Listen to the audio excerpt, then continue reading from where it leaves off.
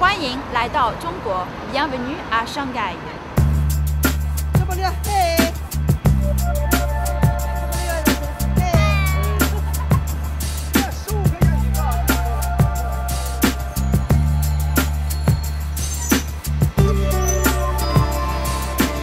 Bonjour et bienvenue dans cet épisode des marchés du monde.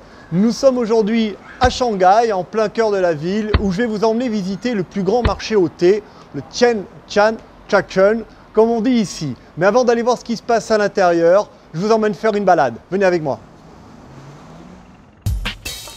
Quand on contemple la skyline, la ligne de gratte-ciel de Pudong, il faut un gros effort d'imagination pour se souvenir du nom de l'ancien port de pêche au confluent de la rivière Suzhou et de la rivière Huangpu.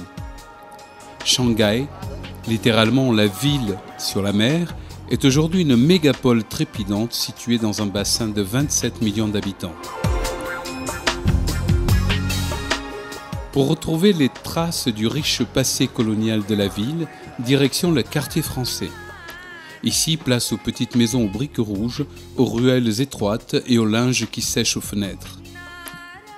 Ces véritables noyaux villageois, dont les règles de copropriété sont encore placardées sur les murs, se font de plus en plus rares face à la pression foncière. Autre havre de paix, le jardin Yuyuan, où les promeneurs viennent faire provision de chlorophylle en admirant les gigantesques carpes rouges qui grouillent dans les eaux sombres des bassins.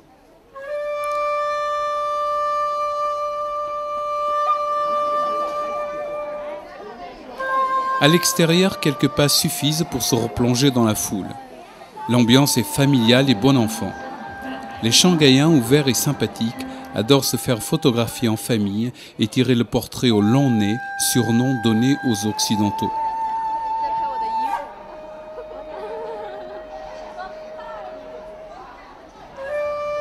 Nous voici maintenant à l'intérieur du Qianshan Changchun, ça veut dire le marché au thé. Il y a ici environ 500 boutiques, mais il est l'heure de vous emmener voir comment se passe la traditionnelle cérémonie du thé.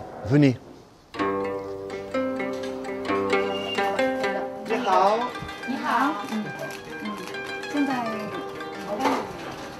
Ah, c'est la cérémonie du thé noir.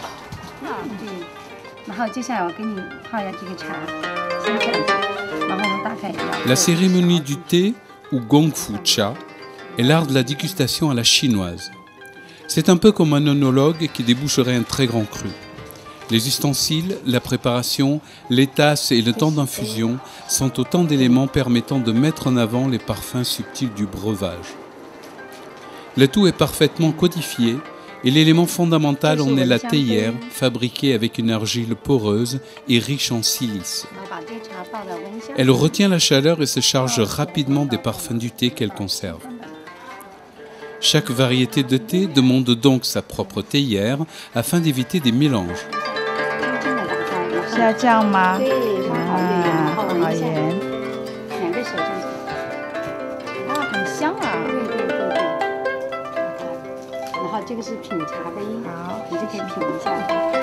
Alors comme on dit en chinois, Hao Chang, Hao Chang, ça veut dire c'est un très bon thé, délicieux.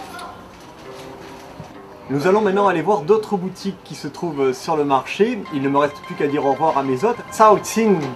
Cao Qing. Tché. Allez, on y va.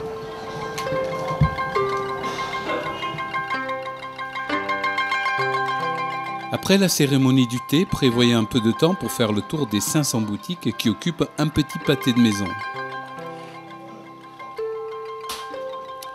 Le thé est trié sur place et les échoppes en proposent des centaines de variétés. Pas vraiment étonnant car cette boisson représente en Chine une véritable institution sociale et culinaire. Tout au long de la journée, chez eux comme sur leur lieu de travail, les Chinois boivent du thé.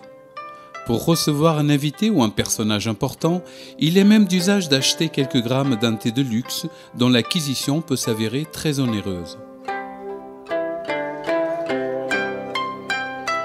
Mais l'heure tourne et il est temps de passer à table.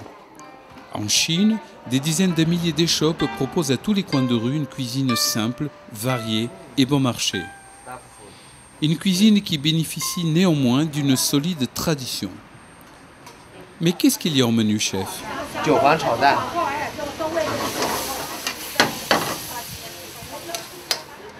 Il s'agit d'une mixture à base d'œufs et de légumes bouillis, un plat populaire comme on peut en trouver dans beaucoup de quartiers à Shanghai.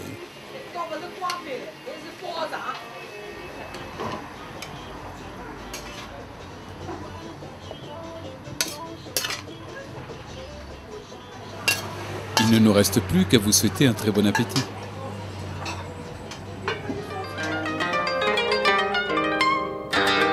Nous sommes maintenant sur la grande promenade de Shanghai que l'on appelle le Bund, là où viennent se balader les habitants le week-end. J'espère en tout cas que cette escapade vous aura plu et quant à moi, je vous retrouve très bientôt sur un nouvel endroit de la planète.